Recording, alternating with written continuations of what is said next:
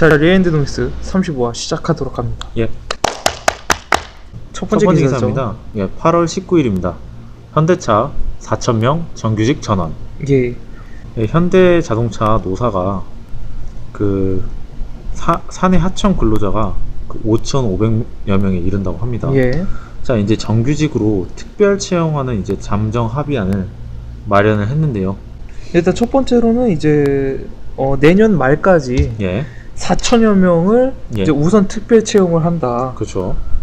그리고 두 번 이후에는 이제 정규직이 정년 퇴직하면서 그 남은 TO가 발생할 거 아닙니까? 예. 이제 거기 그 수만큼 이제 사내하청 그 근로자들을 채용을 하겠다. 정규직으로 채용을 하겠다라는 그렇죠. 거죠. 근데 이 현대차의 그 노사 갈등이 예. 10년을 이어왔지 않습니까? 그렇죠. 그래서 이 갈등이 해결될 수 있을까? 뭐 이런 생각을 하고 있는데요. 자, 이 특별 채용 자체도 상당히 현대차 입장에서 파격적인 입장일 수 있는데, 업무 성격이 같거나, 그러니까 업무 성격이 정직원이랑 그 다음에 비정직이랑 같고, 예. 그 다음에 뭐 조합원 여부라, 자, 근속 연수를 따져서 특별 채용을 완료하는데요. 예. 그래서 뭐 그러니까 2012년 5월에 사내하청 문제 해결을 위한 특별합의를 시작한 이후 예. 2년 3개월 만에 이뤄진 합의고요. 근데 예. 울산에서는 이제 좀 그 다른 얘기를 하고 있죠. 아, 그렇죠. 울산에서는 예. 이런 특별 채용 형식으로 하지 말고 예. 아예 정규직으로 전환을 해라. 그런 요구를 하고 있습니다. 그렇죠. 특별 채용이라고 하면은 아무래도 바로 정규직 전환을 하면은 그 여태까지 연수가 다 인정이 된다든지 여러 가지로 훨씬 좋은 점이 많겠죠. 그렇죠. 그리고 무엇보다 전원 정규직 전환을 요구하고 있단 말이에요. 그렇죠. 특별 채용은 어떤 조건에 맞을 경우에만 넘기자는 거 아니겠습니까? 그렇죠. 근데 이제 울산이 중요한 이유는 이제 울산이 현대차 사내하청 근로자가 가장 많은 지역이라고 알려져 있죠. 예. 자, 그래서 노노 갈등이란 말이 나오는데요. 이게 어떤 정규직 노동자와 비정규직 그렇죠. 노동자, 그러니까 노사 갈등만이 아니라 노노 갈등이라는 것도 존재해 왔다는 거. 자, 10년을 끌어온 이 노사 갈등, 노노 갈등이 해결될지 또 주목하게 됩니다. 예, 그리고 지금 남아있는 게 사실 뭐 예. 그것뿐만이 아니고요. 네. 그 우리가 전에도 얘기했었던 예. 그런 통상임금 관련 문제하고 이제 임금 인사 관련 문제도 아직 남아있다고 합니다. 아, 그렇죠. 그래서 그것도 한번 두고 봐야겠죠. 예, 그렇습니다. 자, 다음으로 자, 두 가지 기사를 한꺼번에 보겠습니다. 자, 8월 19일 일면 세계 경제 또 더블딥 경고음. 예. 두 번째 8월 8월 23일 23일 기사죠. 예. 옐런 미 고용 개선됐지만 완전 회복은 일러. 예, 첫 번째 기사로 자, 더블딥. 자, 더블딥이 어떤 겁니까? 더블딥은 이제 경기가 회복이 됐다가 예. 다시 침체가 되는 그런 양상을 말합니다. 그렇죠. 지금 세계 경제가 중국은 경기 성장세가 둔화가 되고 예. 세계 이제 3위, 4위, 그러니까 일본과 독일이 경제 상황이 안 좋죠. 그렇죠. 그리고 이제 경기 침체가 되면은 직접적으로 신흥국의 통화 가치가 하락하게 되지 않습니까? 그렇습니다. 그래서 여기 5대 취약국이라는 게 나오고 있는데요. 그렇죠. 인도, 브라질, 인도네시아, 남아프리카 공화국, 터키. 예.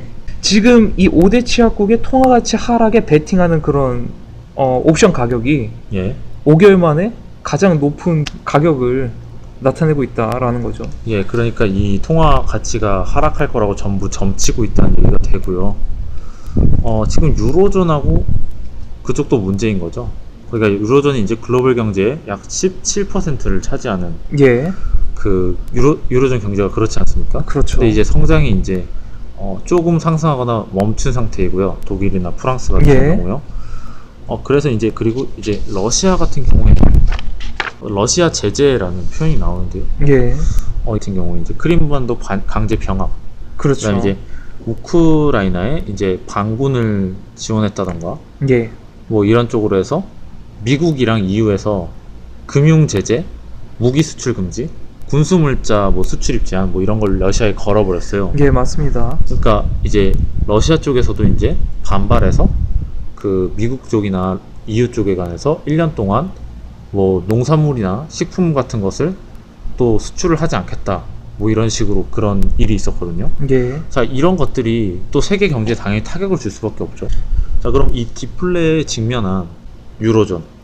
자, 이 러시아 제재의 후폭풍까지 더해져서 유로존 경제가 그 더블 딥이 불가피할지도 모르겠다.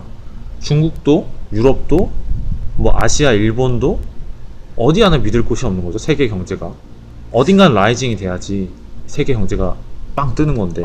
그렇죠. 지금 솔직히 말해서 지금 국제 경제, 그러니까 경제가 사실상 글로벌하게 이제 긴밀하게 연결돼 있는데, 이런 식으로 이제 경제 제재를 가하고, 예, 이제 또 맞제재를 또 가하고, 이렇게 되면 또 경제 활성화가 좀 더디게 됨으로 인해서 이제 뭐 경기 침체가 부득이하게 발생할 수밖에 없는 그런 가능성이 높아지게 되겠죠. 그렇죠. 그래서 여기 서방 국가들과 러시아 간의 대결, 이걸 신냉전이라는 표현도 나오고 있고요.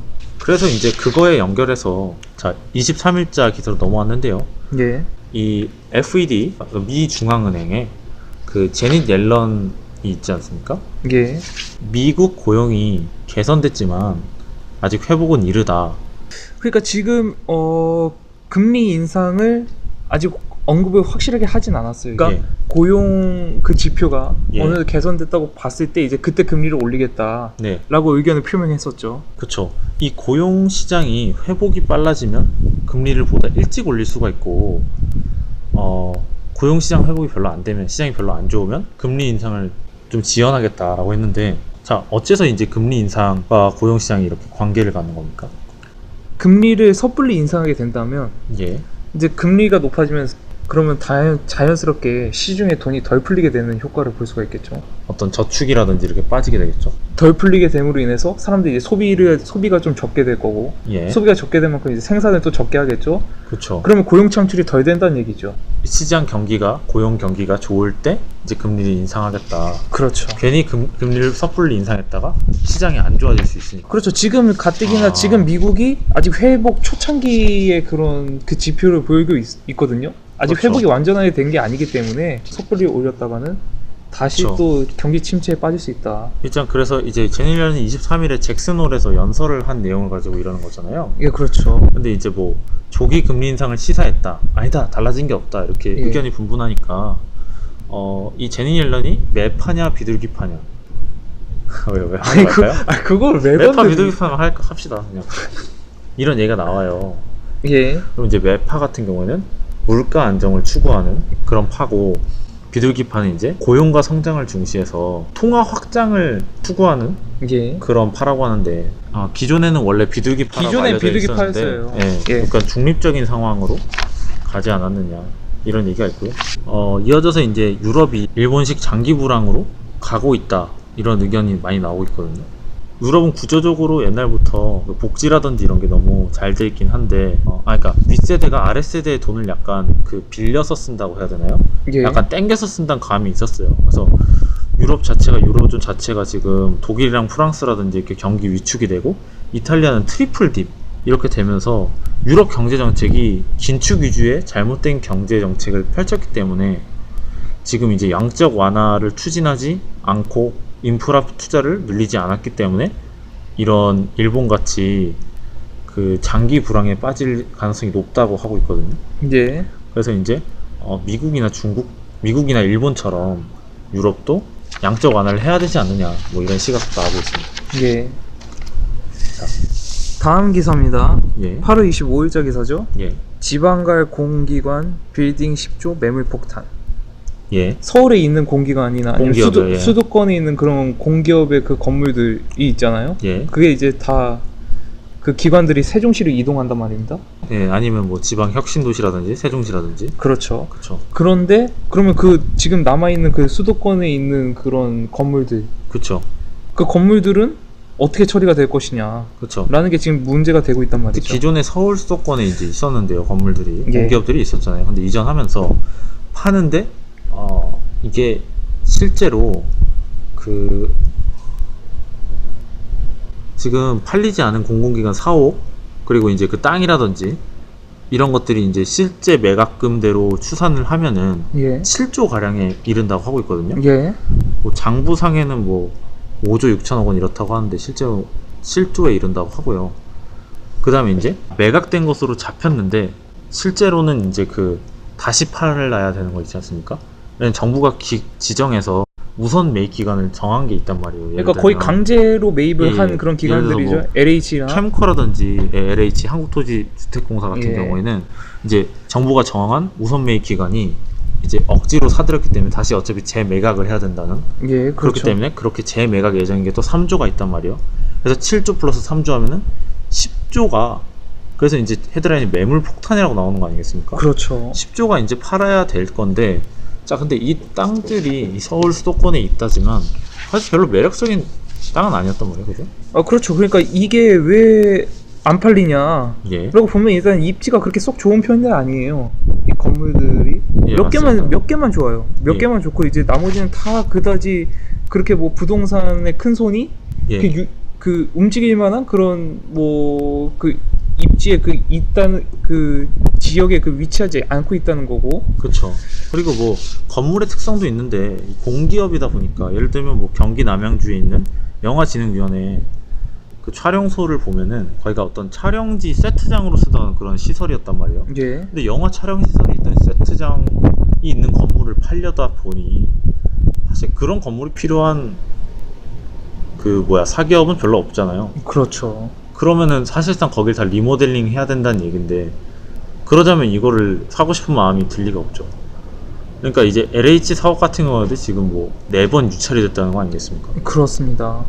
그러니까 지금 이게 예. 그것뿐만이 아니고요. 사실 이게 건물값이 너무 높으니까, 그러니까 어느 정도 디스카운트를 한다 해줘도 이게 사실상 그렇게 싼 값은 아니거든요. 예.